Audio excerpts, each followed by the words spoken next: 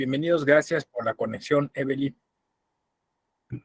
Resaludo a Jamie, a Laura, a Emanuel, saludo a Yolanda, a Jesús, a Fernanda, Dionisio, Omar, Juan Pablo, Norma, Vanessa, Juan Reinaldo, Eric, Rocío, Lisauli, Héctor,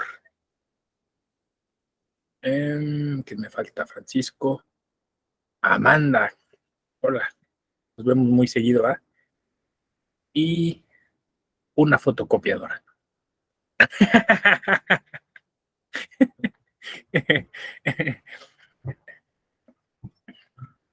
¿Qué van a saber? A lo mejor es inteligente, ¿no? Y me dice, sí, hola. Buenos días, doctor. Buen día. Buen día. Muy bien. Vamos a iniciar esta clase que, en la cual me estoy ¿cómo fue el término que usó Alonso? Nos estamos articulando. Bueno, ya ese término lo usaría yo. Nos estamos así ayudando a coordinar, ese sería el término, coordinándonos para que podamos desarrollar la temática de esta semana. Entonces ya él me explicó de qué hablaron ayer, y así vamos a estar de alguna manera, yo le voy a comunicar igual, desarrollando algunos temas, y de ahí pues vamos a tratar de construir algo que sea sensato y coherente respecto de los retos nacionales, los voy a llamar así, de la justicia digital. Entonces, cuando digo retos nacionales, me refiero a los temas que él empezó a tratar ayer a propósito de la justicia federal. Creo que justo de ahí nos vamos a enganchar para irnos el día de hoy acercando también a los temas de la justicia local y de la justicia en los estados, ¿no? La justicia digital en los estados. Entonces, la intención mía sería un poco como en el ejercicio que ya tuvimos, problematizar, discutir, pensar si se está teniendo la voluntad política necesaria para digitalizar la justicia. ¿Qué problemas supone esto? ¿Qué retos? Y bueno, ¿cuáles podrían ser las posibles soluciones a ello? Vamos a comenzar primero con un tema que es necesario abordar para poder abordar todo ese tema de la digitalidad, y es el tema de la coordinación entre los poderes judiciales en México. Y esto obviamente pues va a tener que ver con lo que llamamos federalismo judicial. Creo que si se plantea así, podemos ver cuáles son los retos reales a propósito de esta quizá falta de coordinación, ¿no? Y yo voy a echar mano de una experiencia, pues sí, vamos a decirlo así, propia, que tuve a partir de el acercamiento hacia la Asociación Mexicana de Impartidores de Justicia en México, la famosa AMIJ, ¿no? Entonces, vamos a tratar de reflexionar sobre estos temas. Insisto, vamos a terminar llegando hasta lo local, que eso va a ser bien interesante a propósito de un diagnóstico. Entonces, primer punto, federalismo, ¿existe o no existe en México? ¿O es un federalismo, bueno, a la mexicana, como podría decirse? Este tema es fundamental porque nuestra justicia nace en ese modo, ¿no? Nace desde 1824 se plantea esta posibilidad. Y desde 1824 ya había una discusión sobre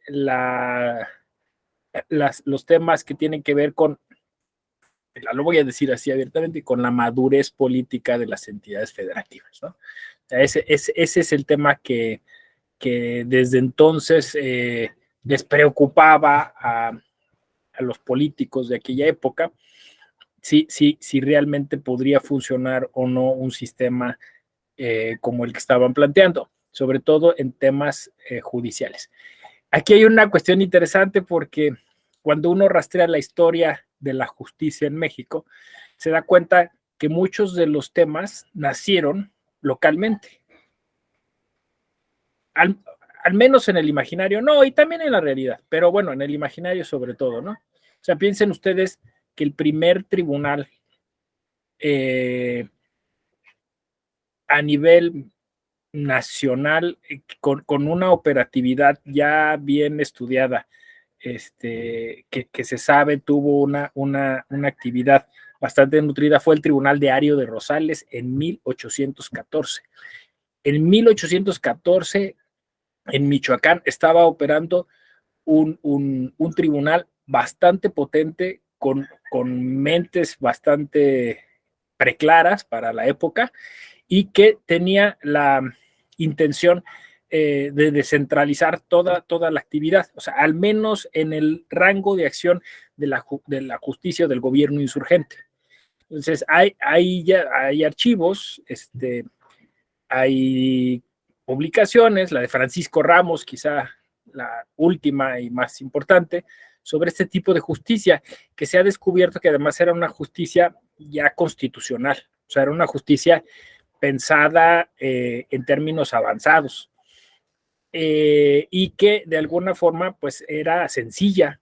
O sea, era una, justo lo recalco, lo remarco, porque hasta acá vamos a llegar con ese tema, ¿no? Si la justicia había en México, los sistemas de justicia en México son sistemas sencillos o no, si son sistemas amigables, si son sistemas de fácil operación, en lenguaje ciudadano, o sea, a eso vamos a llegar, ¿no? Porque al final la idea de la digitalización está ahí ligada. Entonces nace nuestra justicia con ese reto, ¿no? De llegar a gente que en ese momento, pues mucha gente era analfabeta, ¿no? Mucha gente eh, tenían todavía el reto, además, de prestigiar un sistema frente a uno que venía operando, que era el sistema novohispano, ¿no? Un sistema novohispano, pues que tenía todavía ingredientes de derecho medieval castellano, y tenía algunas otras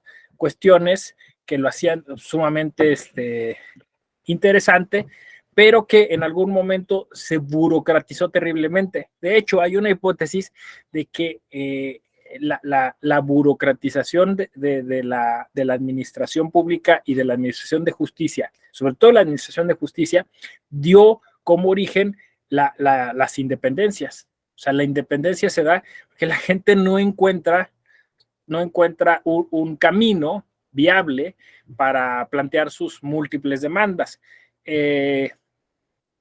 Y que esto se da justo en el periodo de los Borbones.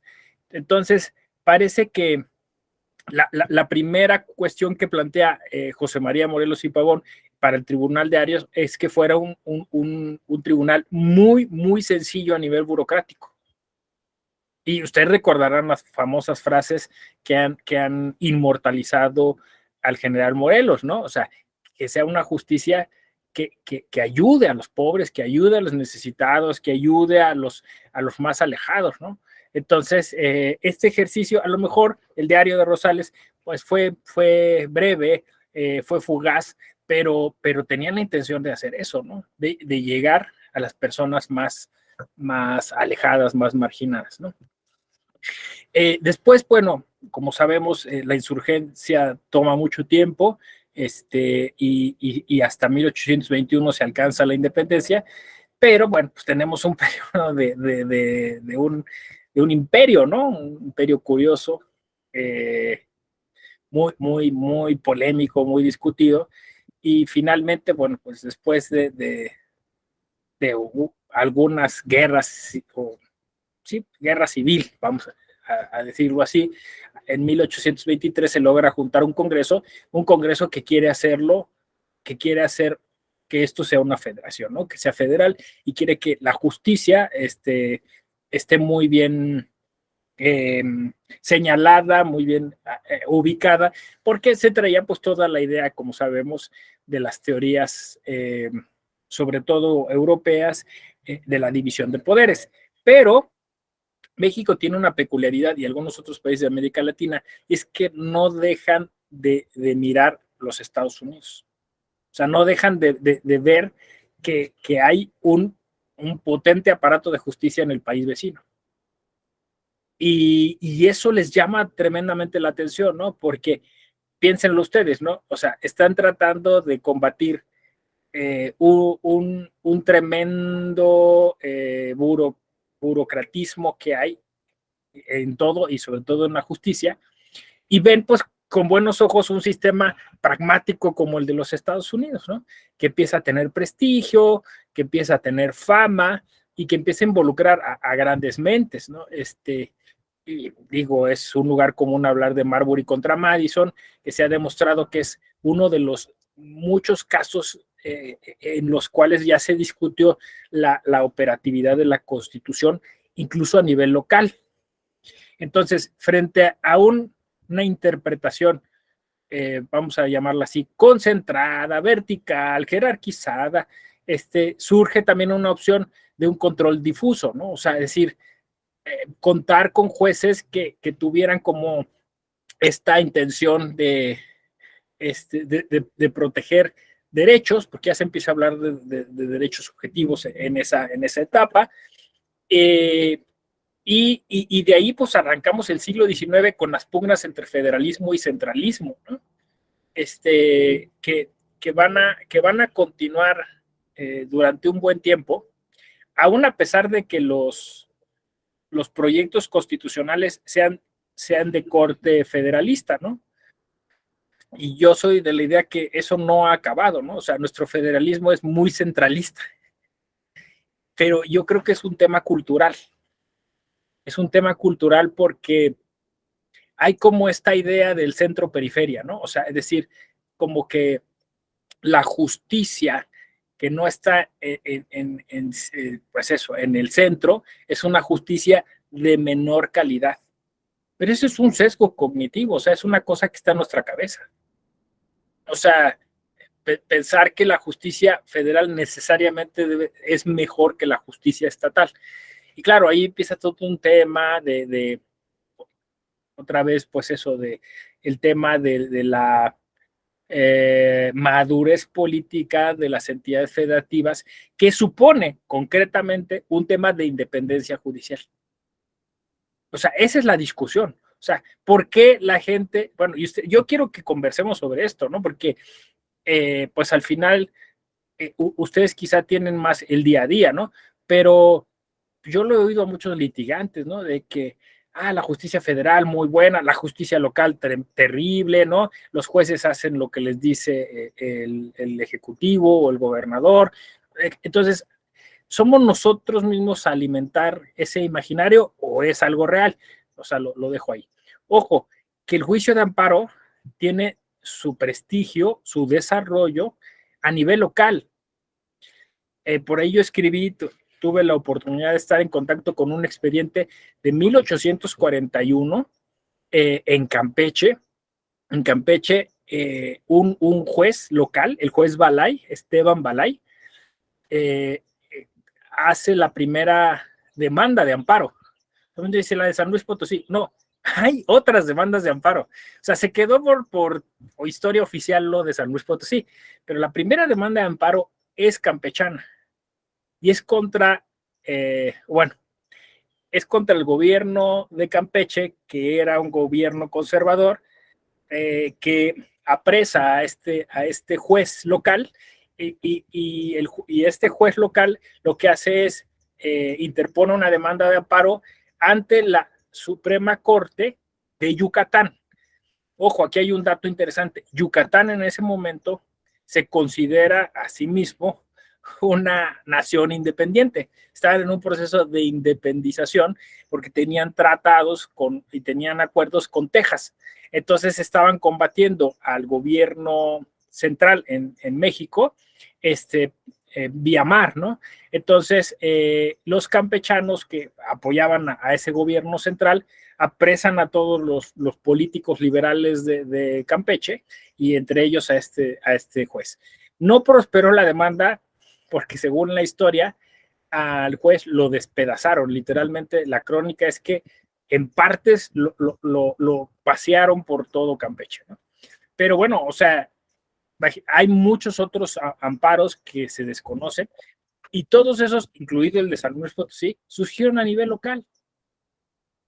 Si ustedes leen la primera propuesta de amparo hecha por García Crescencio Rejón, que era además filósofo, no era jurista, era una demanda muy sencilla, equiparable a lo que hoy podría ser una solicitud de acceso a la información.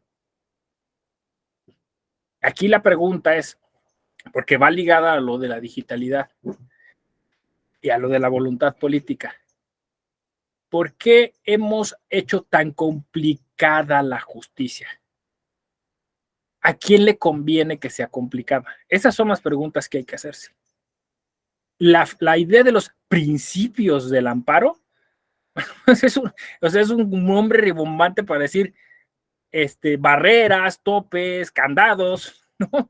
Habría que decirle por su nombre, ¿no? El amparo para efectos, que suena muy bonito, pues es otra estrategia del gobierno judicial, por llamarlo de una forma, para frenar la cantidad de amparos que existirían, o sea, de dejarlo libre, ¿no?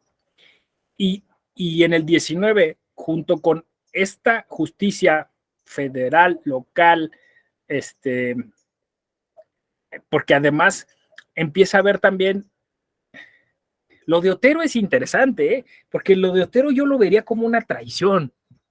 Según la leyenda, se robaron el proyecto, según la leyenda, en el pasillo, y en el pasillo Otero pone que, pues, que va a operar el principio de relatividad, pero la idea era que fuera de inmediato el efecto para ergo omnes, ¿no? Pero también ahí hay una historia, habría que escribirla, ¿verdad? Una historia negra, una historia negra judicial, ¿no? O sea, hay una idea de frenar, de hacerlo complicado, incluso de hacerlo costoso.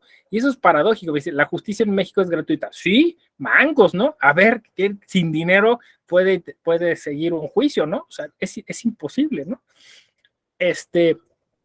Entonces, empiezan con este tema del rezago judicial, el rezago judicial que va a llegar hasta nuestros días y que está ligado al tema de la justicia digital. Y de ahí entonces, a decir, pues es que no se puede, es que se desecha, es que, o sea, empezaron a generar una serie, vía interpretación judicial, de elementos para impedir el acceso a la justicia. Y así, o sea, se podría hacer una historia tremenda sobre eso, o sea, sobre cómo en la mente del juzgador está la idea de que haya menos chamba, que contrasta muchísimo con lo que, con el planteamiento, digamos, originario de esta justicia insurgente a la que me refería, ¿no? Pero alguien a lo mejor puede decir, es que eso era idealista. No, o sea, no, si realmente, o sea, se planteara que, como dice la jurisprudencia de la Corte Interamericana, hubiera un acceso pleno a la justicia, pues eso terminaría por colapsar el sistema.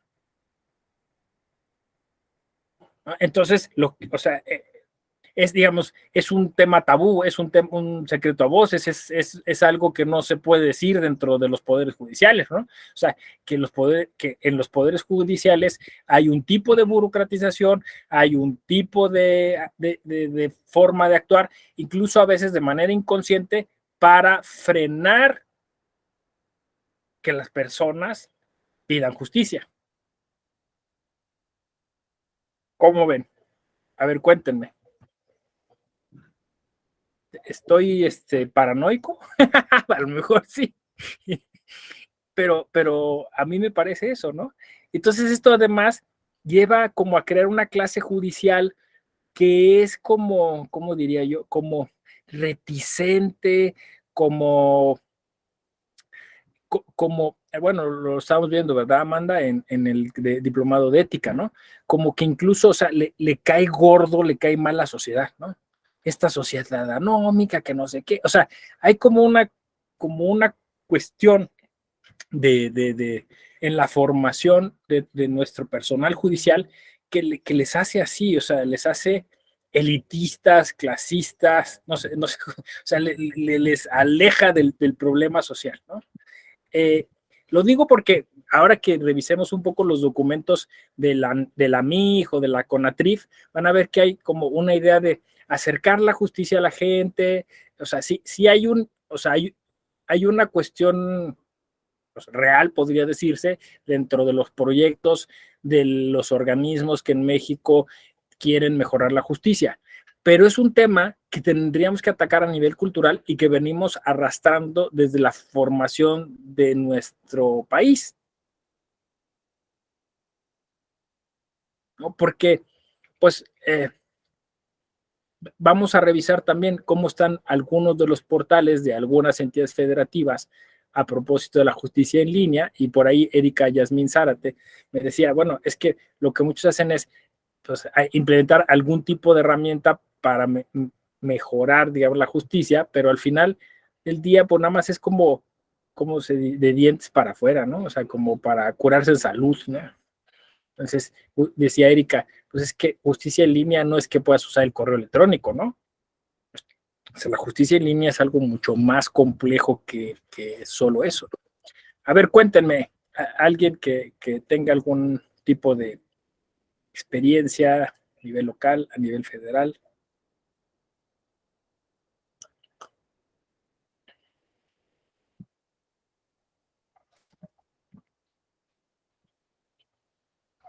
Anímense. Igual también como sensibilidad, ¿no? A lo mejor, insisto, son cuestiones un poquito del diálogo con colegas litigantes, el diálogo con algunos colegas de la magistratura, ¿no? Mi experiencia como profesor en alguna escuela judicial local, bien, ¿no? Vamos. Sí, Alfonso, adelante. Doctor, buenos días. Bueno, Me quedé pensando en lo que comentaba acerca de las experiencias en cuanto a la justicia federal o si era de mayor calidad la justicia federal en comparación con la local. Y bueno, ayer estaba escuchando las noticias en radio, este asunto que está pues muy mediático y relevante de la mujer María Elena Ríos, la saxofonista, que resolvió el juez la prisión preventiva domiciliaria para el agresor y estaba escuchando, ¿no? Que ella decía, pues ojalá, bueno, el periodista le comentaba, ¿quiere darle algún recado a la ministra Piña, ahora que es presidenta de la Corte? Entonces ella decía, y también le preguntaba que si al presidente Andrés Manuel, y ella decía pues que ojalá la Corte atrajera de alguna forma su caso o que el presidente, si bien había una división de poderes, ejecutivo, legislativo y judicial, pues el presidente evidentemente podía hacer alguna recomendación o presionar hacia algún lado para que eso no se permitiera. Entonces, pues vamos a lo que tú estabas comentando, me generó esa duda, ¿no? Que qué tan viable es. Yo no tengo algún ejemplo o algún conocido en cuanto a justicia local, pero me llamó mucho esto la atención, ¿no? De que decía la mujer, la saxofonista, que no sabe quién está detrás de él o qué influencias tiene, que pues, lo siguen liberando, ¿no? Entonces, pues sí me queda esa sensación de tristeza porque sin ir más al fondo del tema, porque no lo conozco mucho, más que lo que luego en las notas alcanzamos a leer, ajá, sí. pero parecía evidente que pues, esta persona había tenido cargos de diputaciones locales en el estado de Oaxaca por parte del PRI y que pues tenía algunas recomendaciones o buenas influencias, buenas amistades en el Poder Judicial, pero vamos, eso me llamaba mucho la atención, ¿no? Que qué tanto la calidad y sobre todo la independencia, ya sea en lo federal y en lo local, porque también en lo federal pues, hemos visto varios casos que han dejado mucho que desear, ¿no? Pero solamente quería traer esto a colación ahora que lo comentabas tú. No, Gracias. gracias, Alfonso. Sí, sí, es buen ejemplo, ¿no? Porque digo, como luego menciono, ¿no? O sea, estamos dentro de un aula virtual de la Escuela Judicial Electoral, pues donde esperamos que haya absoluta honestidad. Este es un espacio seguro en el que pues podemos hacer este tipo de construcciones, de críticas, ¿no? Y porque es un espacio didáctico, es un espacio en el que lo que queremos es mejorar los temas que estamos discutiendo. Y entonces, yo digo que pues hay que ser absolutamente honestos. Entonces en la exposición de esos temas, eso supone pues una ética didáctica importante, ¿no? O sea, hay que comprometerse con las cosas y no somos ingenuos, o sea, no somos ingenuos de que pues efectivamente hay todo un tema difícil dentro de la justicia mexicana, de nepotismo, de amiguismos, de compadrazgos, ¿no? De recomendaciones, ¿no? Y lo vemos desde los más altos niveles, pues pasando en todos, ¿no? Los sectores de la justicia. Es un tema que se ha tratado de resolver y que no ha sido sencillo porque no le hemos dado el clavo al tema de la carrera judicial. O sea, no le hemos dado el clavo. Todavía hace muy poco, pues hubo algún escándalo, ¿no? O sea, hace un par de años, ¿no? Poco más a lo mejor, sobre ventas de exámenes, ¿no? En el Poder Judicial Federal, que le costó la cabeza a quien era titular en el Instituto de la Judicatura en ese momento, ¿no? Pues uno puede presumir que son prácticas que es difícil erradicar y que, bueno, pues uno de los temas que los organismos que se encargan de la mejora de la justicia en México, pues siempre están atacando, ¿no? El tema de la corrupción, ¿no? Entonces, por eso iniciaba yo hablando de la voluntad política y haciendo esa pregunta, ¿no? ¿Realmente habrá voluntad política para digitalizar la justicia en México? Y entonces yo empezaba con como recuento histórico y pues diciendo que si bien es cierto, como generación tenemos una serie de expectativas sobre cómo debe ser la administración de justicia, sí hay todavía una serie de lastres para lograr esos objetivos, ¿no? Entonces sí se dan esos casos de falta de independencia judicial, ¿no? Y bueno, pues eso es triste, pero me imagino que si ustedes están aquí en este diplomado, la intención es lograr utilizar los recursos que la tecnología nos brinda para que eso sea menor, ¿no? Alonso me contaba que, por ejemplo, les mencionaba el tema de los turnos, ¿no? O sea, es que es un tema también interesante, pero bueno, en teoría, pues una manera de evitar que los asuntos tengan un tema de conflicto de intereses, pues es que los turnos sean aleatorios y que la tecnología en alguna medida pueda contribuir con eso, ¿no? Pero bueno, pues ahí el asunto es no solamente dejar eso en manos de cierta normatividad o de la tecnología, sino que, insisto, cambiar la cultura, ¿no? Cambiar la cultura para que, bueno, pues si hay un conflicto de intereses, pues el primero en denunciarlo, pues debe ser la persona que está involucrada, ¿no? O sea, y no al contrario, o sea, no levantar la mano, es que es mi conocido, pues échenme el asunto, ¿no? Entonces, es un tema de ética, sí, es un tema de ética, o sea, es un tema de ética judicial que es necesario pues empezar a implementar en todos los niveles de la justicia. Bueno, ¿algún otro comentario que nos quieran colaborar, no? Amanda, adelante, gracias. Profesor, y por ejemplo, ¿cuáles serían como las pautas, ¿no? O la hoja de ruta como para comenzar a cambiar? Déjame ver si me escuchan. Se oye bajito, Amanda. A ver, ¿así mejor? A ver qué nos... ¿Ahí sí? Ahí sí, perfecto. Vale.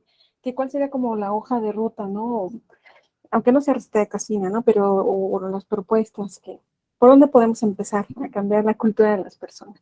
Sin que suene después a otra, ¿no? A una suerte como pues, de ideología, ¿no? Pues, sin llegar al exceso, pues, ¿no? Decir, yo te tengo que decir lo que está bien, tú no sabes, ¿no?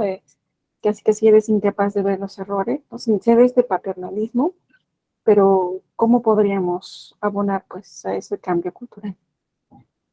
Sí, pues yo creo, porque se trata de eso este diplomado, yo creo que sí la digitalidad nos puede ayudar mucho en el tema primero pues de la capacitación, ¿no? Por ahí lo que estuve rastreando, pues hay la REGEM, ¿no? La Red de Escuelas Judiciales de México. No, es la cosa de los portales sobre justicia en México es que nada más están los dibujitos, ¿no? No hay información, no hay contactos, no hay nada, ¿no? O sea, todas son como muy buenas intenciones. O sea, hay muy buenas intenciones en México, pero por ahí alguien dice que el infierno está empedrado de buenas intenciones, ¿no? Y falta, o sea, dar ese paso, ¿no? O sea, decir, bueno, ¿dónde está esa red? ¿Quién la encabeza, no? ¿Cuáles son las escuelas? O sea, ustedes tienen, por ejemplo, rastreadas, mapeadas, cómo operan y cuáles son y qué cursos dan las escuelas judiciales en México.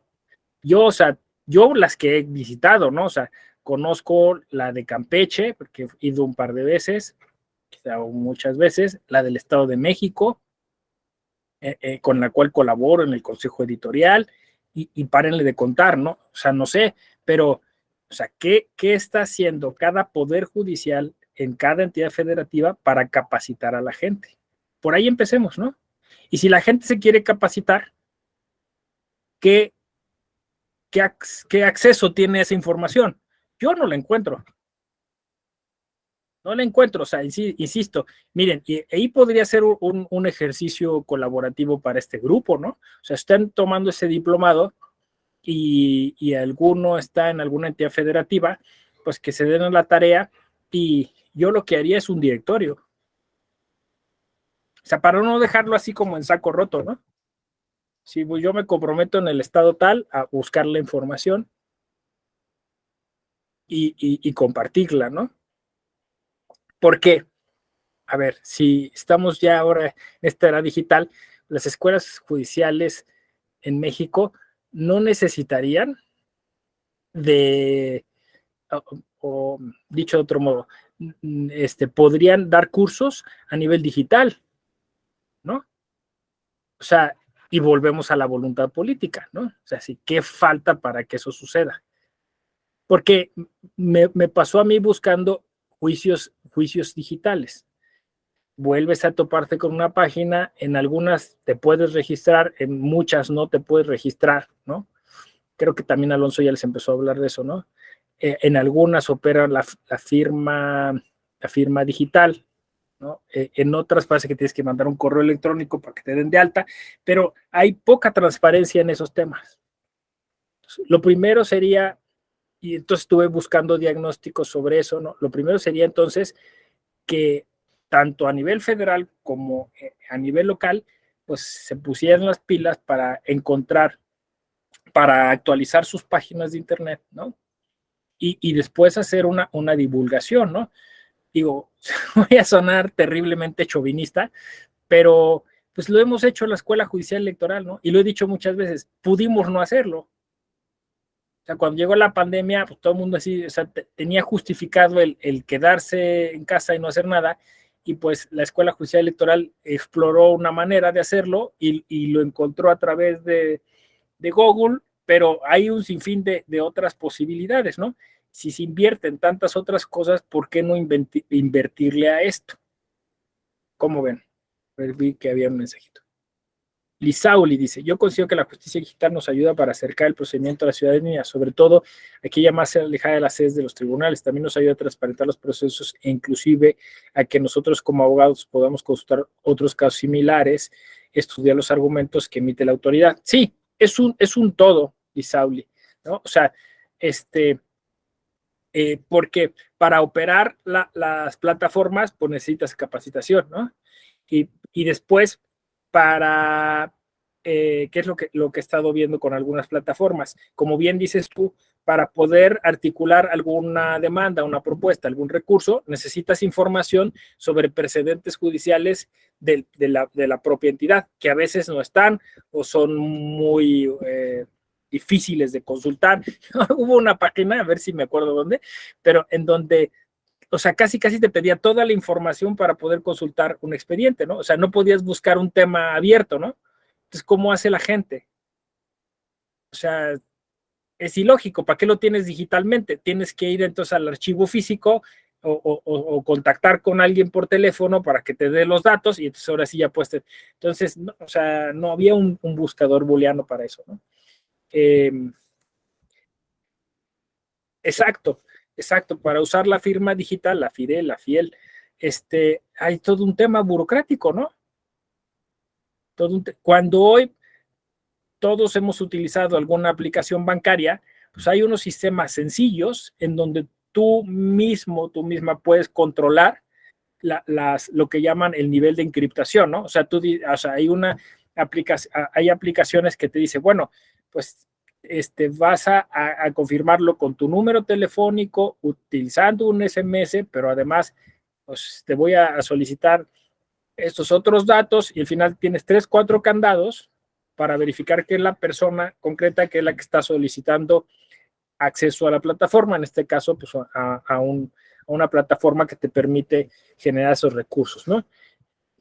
Hoy por hoy es imposible, como dices tú, Lisauli, para una persona que se encuentra en la sierra, que quiere por un recurso, es imposible. Es ultra técnico, ¿no? Entonces, es justo ese es mi queja, ¿no? Ese es el tema. Ahora, bien, yo entiendo que eso es lo que habría que hacer también. O sea, si ya les propuse una cosa muy concreta, ¿no? Hagan un directorio de, pues eso, de escuelas judiciales, en qué nivel están, en línea, no en línea, hay un teléfono, quién es el encargado, quién es la encargada, qué cursos dan, ¿no? Eso nos serviría a todos y a todos, ¿no? No, luego, pues, podríamos hacer uno de qué entidades federativas tienen juicio en línea, qué requisitos, qué características, cómo se hace, ¿no? Dónde está un teléfono de asistencia técnica, todas esas cuestiones, ¿no? Entonces, a partir de ahí, pues ya podríamos, hoy esos diagnósticos todavía son muy exiguos, muy pobres, ¿no? Yo justo le estaba ahorita mostrando uno. Este es de 2019, había yo encontrado uno de 2018, y están al frente de ahí es donde se puso interesante, ¿no? Dos organizaciones que no sé si ubican, la CONAMER y la CONATRIF. Y la que yo mencioné, la MIG. La MIG es la primera que había que rastrear, pero en la MIG no hay mucha información, porque la MIG es la que articula tanto a jueces federales como jueces locales. Se supone que se establecen comisiones y hay entonces una comisión de innovación, pero tampoco hay mucha información respecto a qué ha hecho esa comisión de innovación, ¿no? Entonces, pues pasa un poquito como los esfuerzos que vimos a nivel regional en América Latina, ¿no? O sea, también hay muy buenas intenciones, pero no hay un avance concreto. Dice Sergio, ¿podríamos decir que la justicia digital de alguna manera comete injusticias al discriminar a las minorías que no pueden acceder a una computadora? Esa es la cuestión, ¿no? Y aquí Amanda nos comparte a lo del INAI, ¿no? Que es donde tú estás observando. Yo estoy ahí, nada más que para. No, es que justo en 2019 hubo un estudio pagado por el INAI que siempre me pregunté por qué el INAI, ¿no? Sobre Sí. justicia abierta y también hace otro sobre parlamento abierto. Ya no me queda muy claro por qué, ¿no? Nunca entendí muy bien exactamente por qué, pues seguramente hay una cuestión distinta a la estrictamente competencial, ¿no? Y en ese se llama observatorio, pero en realidad es más bien como una suerte de diagnóstico comparativo, ¿no? Sobre la justicia abierta, y estaba revisando que tiene unos rubros sobre tecnología, ¿no? No dice específicamente sobre escuelas judiciales, sino solo poderes, ¿no? En su función administrativa, por ejemplo, poderes judiciales en su función administrativa y en la función jurisdiccional propiamente, ¿no? Y con un código muy, muy binario, ¿no? Dice, tiene o no tiene portal, o sea, ya saben, ¿no? Tiene juicio en línea o no tiene juicio en línea, ¿no? Están sus sentencias públicas o no. Digo, esto fue en 2019, ¿no? Y eso es muy somero, ¿no? El estudio, pero entiendo que es más o menos lo que usted nos propone, ¿no? Profesor, hacer esto, por ejemplo, de las escuelas judiciales, porque al final del día van a ser estos, pues vamos a decirle así, órganos, ¿no? Dentro de los poderes judiciales que comunican la cultura jurídica, ¿no? Al interior de la institución, ¿no? Forjando a sus profesionistas o profesionales, ¿no? Pero también hacia el exterior, porque pues esto es como un diálogo, ¿no? No dicen, pídemelo y te lo daré, pero ¿cómo te lo pido? ¿No? Bueno, así, con los formalismos. Exacto, sí, exacto. Es que así debe, o sea, como está planteado a nivel interamericano, es así, ¿no? O sea, porque si no, entonces no es justicia. Es lo que dice la Corte Interamericana. O sea, es que ahí está el procedimiento. Pues sí, pero, o sea, no sé cómo operarlo, ¿no? Y si lo opero no tengo certeza de si me lo está recibiendo, si me lo está rechazando, ¿no? O sea, entonces se vuelve al final de cuentas, pues eso, inoperante, porque no tienes la transparencia de cómo es que funciona. Entonces tiene que haber una capacitación, ¿no? Entonces, pues eso supone, pues, superar justo esto que yo decía al inicio, ¿no? Que a veces es como arrogancia de la justicia, cuando tendría que ser una vocación de servicio.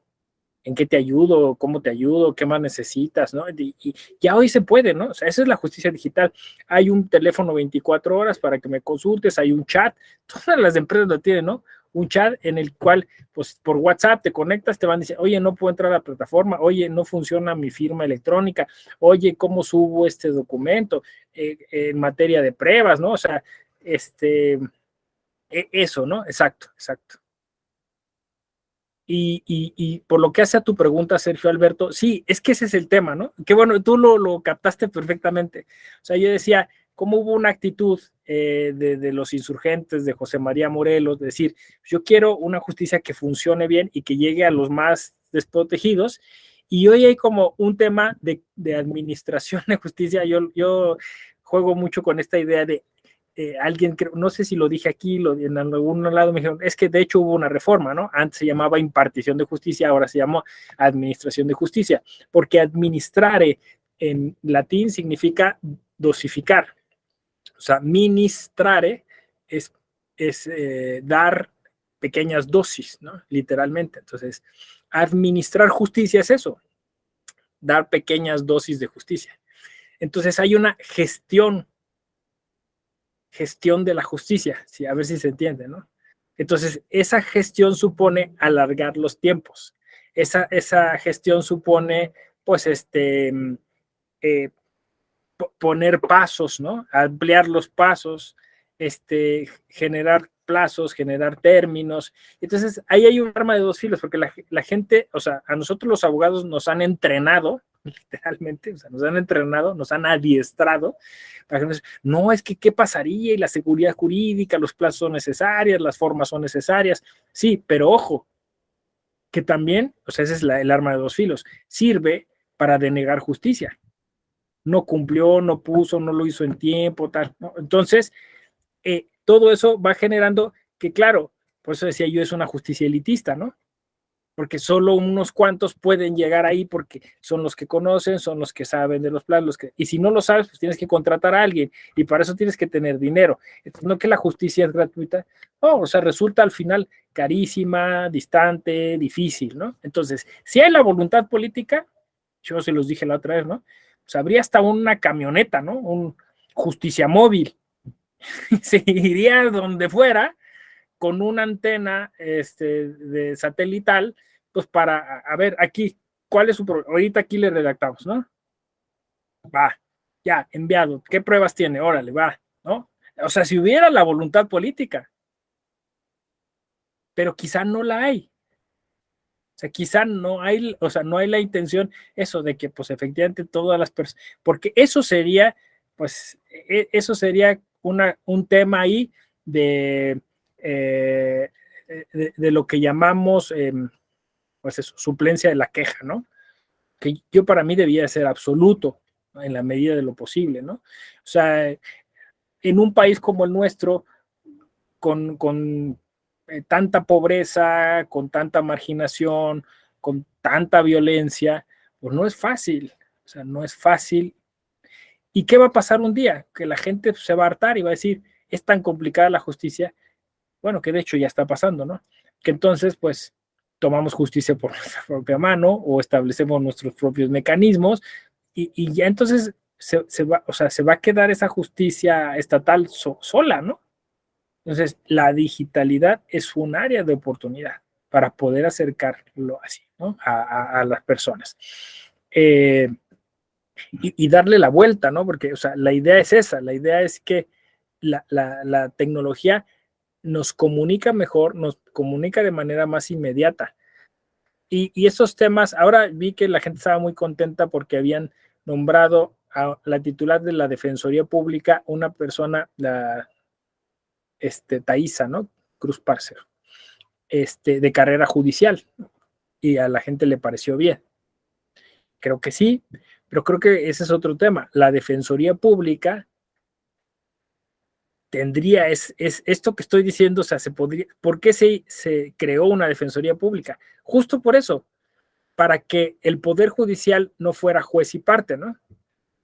Entonces, la Defensoría, la idea es que llegue hasta donde su imaginación y su creatividad les permita para poder acercar todas esas causas que de otro modo no se acercarían. Ahora ustedes cuéntenme cómo es la experiencia si alguien ha estado en la Defensoría Pública, ¿no? Pero muchos de los asuntos se resolverían incluso, yo, eso me lo ha dicho mucha gente, simplemente por un tema de asesoría. O sea, es más, muchos de esos temas se resolverían solo porque las personas quieren ser escuchadas. Norma, adelante. Bueno, espero que me escuchen, si es así. Sí. Puedo contar una experiencia afortunada. Trabajé durante 10 años en el Instituto Federal de la Defensoría Pública y sí puedo decir que es una dependencia que acerca a la ciudadanía la posibilidad de interponer medios de impugnación, juicios, amparos, atender asuntos fiscales. Sí es una institución bastante eficaz en ese tema.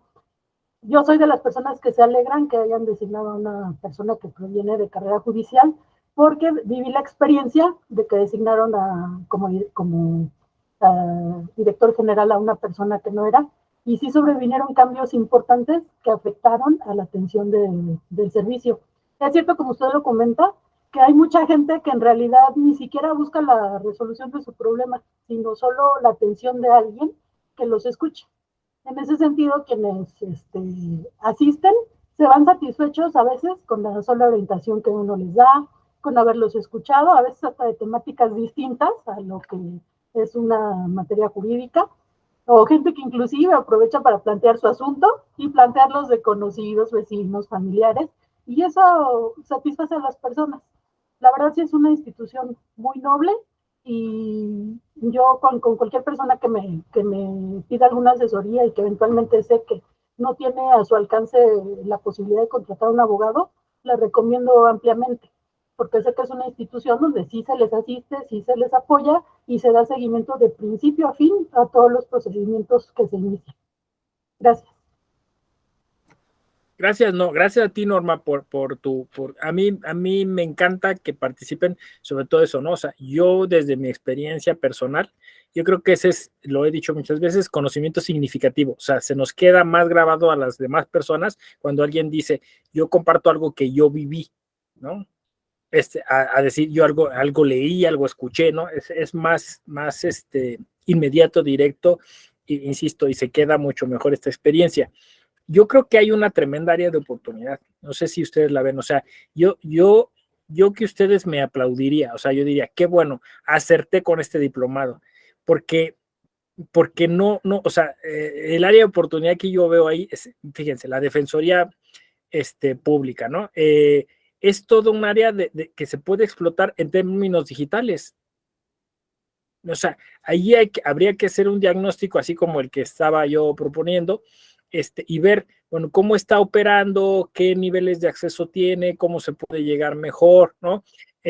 Por ejemplo, me imagino que ya habrá un proyecto sobre personas con alguna deficiencia visual, si hay algunos recursos que se estén implementando, o sea, el tema de las discapacidades, cómo lo estamos atendiendo.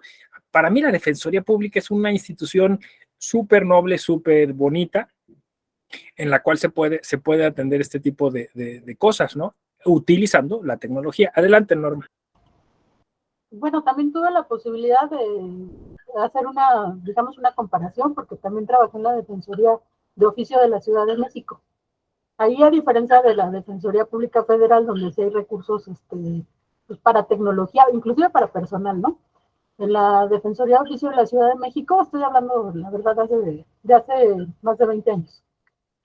Quienes éramos defensores de oficio teníamos que comprar hasta nuestro propio papel para imprimir demandas, para imprimir escritos, tuvimos que cooperarnos para una impresora. Las colas o filas que hacían las personas que querían solicitar el servicio, la verdad, eran interminables. Había necesidad de entregar un cierto número de fichas para atender pues, que el tiempo nos rindiera, pues, para atender a los más que se pudieran, pues, de una manera eficaz. La sola implementación de una línea telefónica para que las personas pudieran evitar hacer esa fila y eventualmente pudieran ser atendidas, escuchadas, y si el asunto tenía la posibilidad de plantearse, ya darles una cita en forma para revisarles documentación y seguir con su asunto, hizo la verdad un cambio impresionante. Aumentó los índices de efectividad, los números de atención al público, y la verdad obtuvo muy buenos resultados. La verdad ya estoy despegada de las defensorías locales, pero pues espero que con la llegada de la tecnología pues los beneficios sean aún mayores y que pues ya más gente pueda tener acceso a ese tipo de servicios. Gracias. Sí, no, gracias a ti, Norma. Fíjate que yo luego cuando me toca ir como a capacitar alguna entidad federativa, y yo trato de convencer a quien está pues al frente, ¿no? De la institución que me invita, no sé, un tribunal local, el instituto electoral en cuestión, ¿no? Y yo les digo, o sea, si está ahí el titular, la titular, le digo, si tienes tiempo, o sea, organicen el trabajo de una manera en que ustedes tomen un par de días para repensar los flujogramas, o sea, los flujos de trabajo. O sea, piénsenlo así, ¿no? Y como dices tú, a veces pequeños ajustes te hacen ahorrarte meses de trabajo. Entonces, hagan un think tank, ¿no? O sea, decir, reúnanse todos y empiecen una lluvia de ideas. Y se los juro, en las primeras 2 horas, uno detecta 3, 4 cosas que se pueden cambiar. Y muchas veces pues, podemos echar mano de lo que ya tenemos, o sea, no hay que pedir más, ¿no? O sea, es decir, yo sé manejar Excel, ¿por qué no hacemos una base de datos que no sé qué? Yo ya sé que Excel tiene ahora unas nuevas aplicaciones que pueden generar algunas conexiones entre estos datos. Esos datos eventualmente alguien los puede poner en línea, ¿no? Y ya, o sea, en cuestión de horas, en serio, empiezas a eficientizar los procesos. Es de eso, o sea, de eso se trata. Por eso decía que ya es un área de oportunidad esto, ¿no? Entonces, cualquier área de atención al público en donde hay interacción, en donde la justicia pues tiene esta injerencia, se puede hacer esto, ¿no? Y además el potencial es tremendo, o sea, no solo para mejorar, digamos, el acceso a la justicia de las personas, sino para utilizar la información judicial de una mejor manera, ¿no? O sea, es decir, pues si está, es lo que no han entendido muchos titulares de poderes judiciales. Sí, o sea, es que creen que si ponen la información asequible, eso después van a decir, ah, mira, lo están haciendo mal, aquí la regaron, no se dan cuenta que es al contrario. Si alguien, o sea, mira eso, lo puede investigar, lo puede estudiar. puede hacer un artículo, una ponencia para un congreso internacional, o sea, puede generar inercias con otras entidades federativas sobre asuntos más o menos, digamos, regionales, ¿no? O sea, pues imagínense que pudiéramos tener todas las referencias sobre cómo se está atendiendo el tema del agua en estados como Nuevo León, Sonora, ¿no? O sea, si tuviéramos las causas judiciales que en esa región existen y alguien las pudiera mapear o estudiar, pues tenemos ya una propuesta. ¿Cómo le hicieron, no? Ese es el área de oportunidad que yo veo, ¿no? Bueno, luego, ahorita se me vino a la mente un tema que les propongo, como también área de oportunidad ligado a la digitalidad, por lo que decía Norma, y que también es una experiencia que yo he vivido de primera mano, ¿no? A ver, porque es un tema que también puede resultar polémico. Mediación digital. O sea, si muchos de los temas son temas que no requieren llegar a un juicio en línea, no podríamos como, ¿cómo se dice? Adelgazar es el término. O sea, adelgazar toda esta necesidad de justicia, quizá generando un tipo de mediación digital. Y pensémosla en términos amplios, ¿no? O sea, no, o sea, yo entiendo que luego como abogados vamos a hacer, a ver, ¿sería mediación o sería conciliación, no? No, o sea, pensemos en términos amplios, porque a lo mejor algunas personas pues requieren simplemente de que les escuche una trabajadora, un trabajador social, o incluso alguien se tiene que canalizar a un área de psicología o de salud mental, ¿no? Y otros, pues sí, a lo mejor requieren un tema un poco más complejo, ¿no? Que ya ahí pues empieza a entrar dentro del sistema.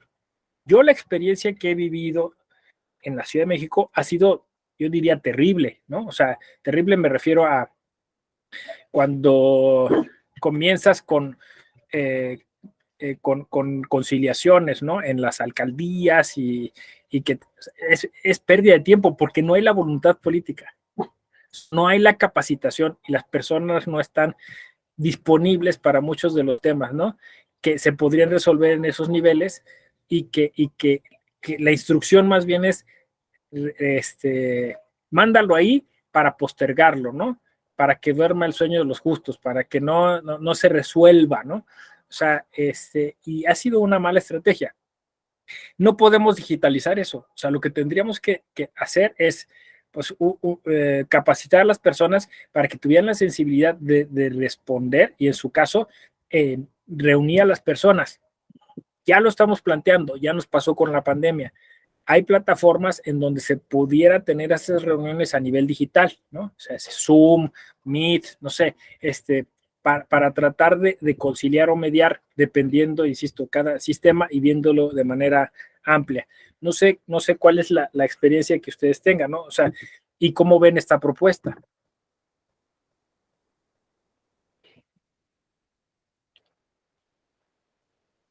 Sí, adelante, Lisauli. En mi experiencia en cuanto a la mediación, conciliación, vía digital, no sé, yo lo veo muy complicado porque efectivamente, maestro, como usted bien lo ha dicho, depende mucho de la voluntad de las partes y si de por sí una mediación, una conciliación es complicada de manera presencial, inclusive muchas veces ni siquiera se puede comenzar a tener esa conciliación porque no hay una voluntad, o sea, las personas llegan muy cerradas, muy agresivas, muy ofensivas, entonces, híjole, lo veo muy complicado. Sin embargo, hablando de otro punto en materia electoral, por ejemplo, ya tenemos las audiencias de alegatos que se hacen vía Zoom con los magistrados y es una buena medida. Sí, claro, porque eso permite que las partes puedan expresar su sentir y la situación que realmente vive y que muchas veces no se puede plasmar en un documento, ¿no? En una demanda o en tu informe circunstanciado. Entonces, eso ya es un gran avance. Pero en cuanto a la mediación, bueno, al menos en la práctica y en materia civil, que son las que yo he vivido, eso es complicado, ¿no? Es complicado. Las laborales, bueno, también ahí hay que tener mucha voluntad, obviamente, ¿no? Es cuanto. Sí, gracias, Lisauri. Gracias. Sí, sí, justo por eso comentaba yo y volvemos otra vez al tema de la capacitación, que sería necesario, o sea, sí, entiendo que es bien, bien complicado y bien difícil, ¿no? Llevar, organizar, liderar una reunión de este género en algunas materias y áreas del derecho, ¿no? Pero yo creo que siempre es posible, ¿no? O sea, que teniendo la capacitación adecuada e identificando cuáles son los factores, incluso a nivel neurolingüístico, pues se pueden detonar un tipo de acuerdo, un tipo de negocio. Si no se puede, pues obviamente hay que pasar a la otra fase, ¿no? Pero hay que intentarlo. Entonces, esa es la capacitación que como yo me la imagino, o sea, me la imagino a ese nivel, ¿no? A ese nivel de algunas herramientas de psicología, de algunas herramientas incluso neurolingüísticas, ¿no? O sea, hay palabras que detonan enfrentamientos y hay otras palabras que desactivan, ¿no? O sea, que hacen que las personas pues se tranquilizan. Hay incluso, pues eso estamos todo por explorarlo, ¿no? O sea, decir cuál es la plataforma más adecuada, cómo debería de llegar el conciliador. Fíjense que eso no lo he explorado. Tengo una vecina que se dedica a esas negociaciones de manera virtual. Hay una película sobre eso, ¿no? Con George Clooney. No sé si se acuerdan. Que le tocaba despedir gente. Se llama Amor en el Aire, creo, ¿no?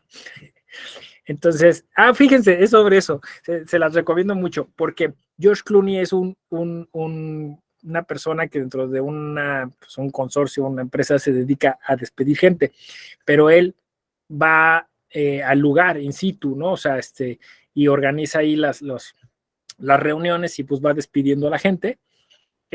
Y entonces le informan que pues eso ya no se va a hacer porque se va a hacer ahora en línea, pero que él tiene que capacitar a la joven que ahora lo va a sustituir, ¿no?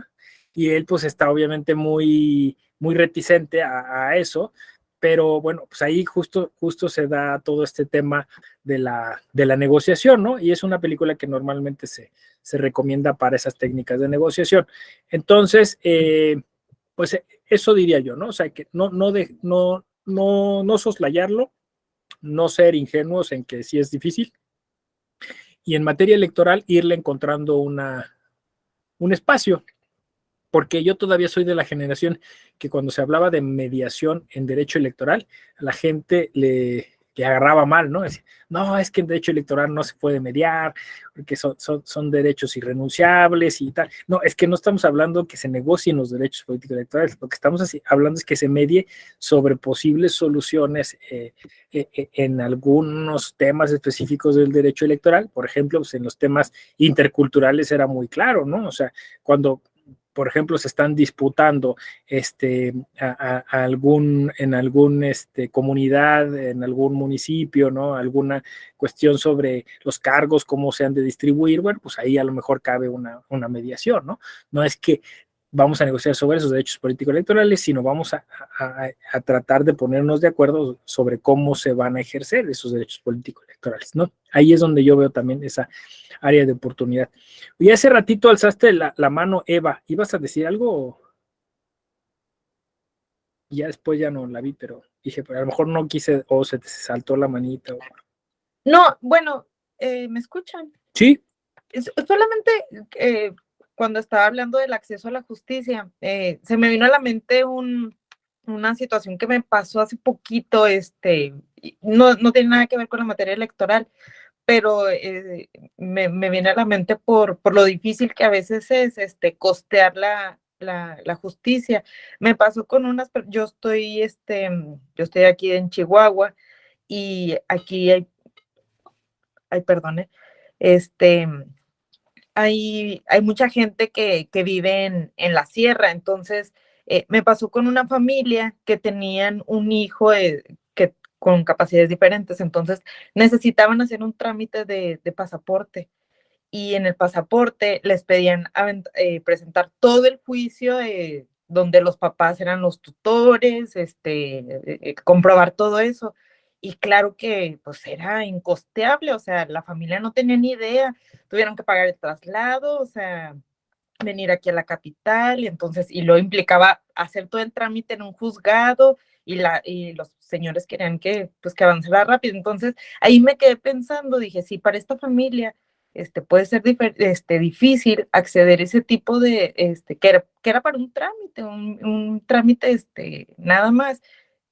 Me puse a pensar, o sea, que es algo, digo, que pudiera ser algo como básico, o sea, todos podemos sacar un pasaporte, pero ¿cuántas personas no están en esa situación? Entonces, empezamos de lo básico, ahora acceder a otro tipo de situaciones para poder llegar a los tribunales.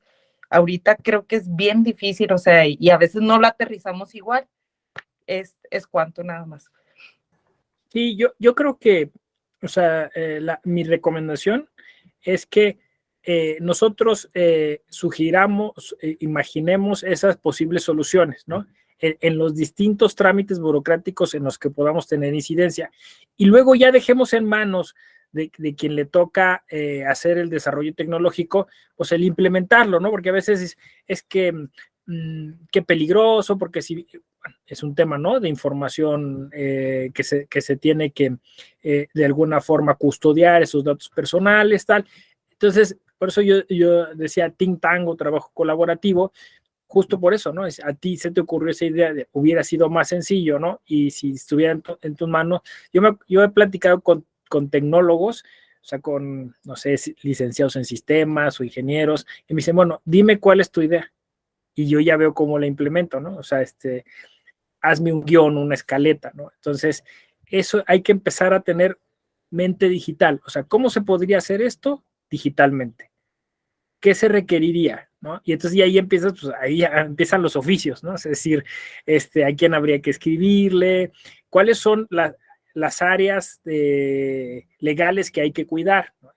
Los datos personales, el tema de la ciberseguridad. Entonces vas integrando una serie de cosas. Como eventualmente eso puede ser costoso para algunos poderes judiciales locales, pues por eso debieran de integrarse, insisto, decir, bueno, pues mira, a ver, vamos a hacerlo conjuntamente.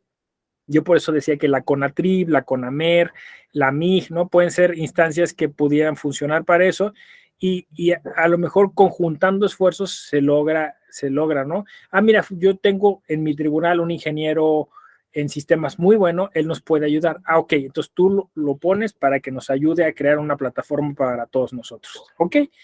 Y yo tengo en cambio pues alguien que es muy buen programador y pues nos puede hacer como el código y hacer pues todo lo que se requiere, ¿no? Yo tengo alguien que es muy bueno en toda esta cuestión pues del análisis de lo que se puede terminar vulnerando en términos de datos personales, bueno, pues que nos confeccione un protocolo que nos diga qué hacer con los datos, dónde ponerlos, cómo reservarlos, ¿no? A quién se tiene que informar, quién tiene que hacer los oficios, ¿no? No hay de otra manera, o sea, trabajo colaborativo. Yo creo que esa es la idea, ¿no? Y que sí, eventualmente terminaría encabezando, dirigiendo la Suprema Corte. Si uno va a la CONATRIB o a la MIG, pues son proyectos que normalmente el Poder Judicial Federal tiene que encabezar, porque el Poder Judicial Federal tiene más recursos, ¿no? Y tiene humanos, económicos, pero ya les comentaba yo la otra vez que yo siento que es un mal periodo ahorita, ¿no? O sea, no sé, pero la Corte no tiene ahorita como en el radar toda esta cuestión digital, ¿no? O sea, como que por ahí vi unas noticias de algunos magistrados que decían, tenemos que solucionar este tema, pero sí, o sea, sigue siendo un tema prioritario, que a veces, ya también lo comenté, en la mente del abogado, de la abogada, no es tan prioritario, ¿no? O sea, yo creo que sí es prioritario porque eso nos resolvería muchos temas, muchos problemas, muchas cuestiones que podrían ser más sencillas si utilizáramos la tecnología, ¿no? Quizá es el cambio generacional, quizá la generación que viene va a poder identificar estos cambios, pero yo no suelto dicen, el tema, ¿no? Yo les digo, felicidades, qué bueno que se inscribieron a este diplomado y ojalá puedan de aquí sacar algunos proyectos, ya les he propuesto algunos, pues para mejorar el tema de la justicia. Bueno, ¿algún comentario? ¿Alguna cuestión adicional? Nos vamos a volver a encontrar en esta misma hora, en este mismo canal, el jueves.